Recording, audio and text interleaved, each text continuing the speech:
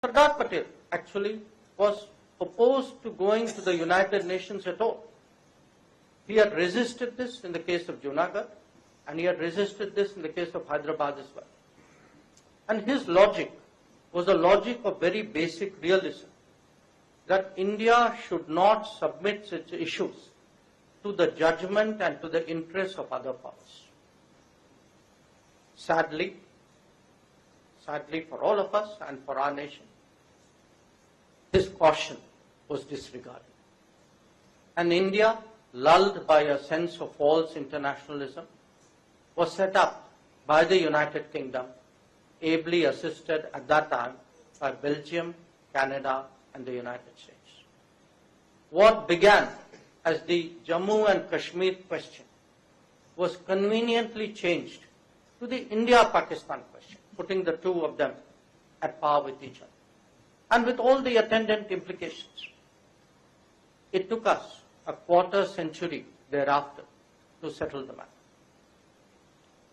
Other than the misreading of world politics, there was an equally serious misjudgment of Pakistan by India. Within our system, Patel was the most forceful advocate of using all avenues of pressure on that country after the invasion of Jammu and Kashmir. His reluctance to take the matter to the UN itself stemmed from the belief that Pakistan was it was better to deal directly with Pakistan rather than in a framework that would allow Pakistan to manipulate. His own approach in regard to refugee handling and rehabilitation issues in the country also said much about his attitude to nationalist forces. Sardar Patel recognized that those who truly responded to the crisis should be supported without allowing politics to color his assessment.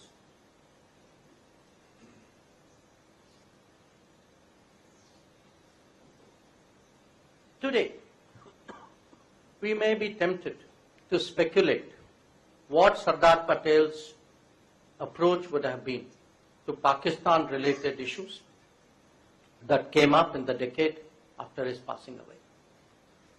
For example, would he have extended his support to the Indus Waters Treaty of 1960? Or dismissed it, like the then Prime Minister, as an issue just about a pail full of water that was negligible in the context of larger international politics, and subscribed to the justification that it was a decisive move towards a settlement and to peace with Pakistan. An understanding of the Sardar's life, policies and actions should allow all of us to come up with our own answers.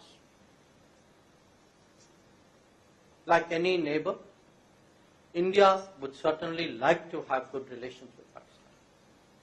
But that cannot happen by overlooking cross-border terrorism and indulging in wishful thinking. As the Sardar demonstrated, realism must be the foundation of policy.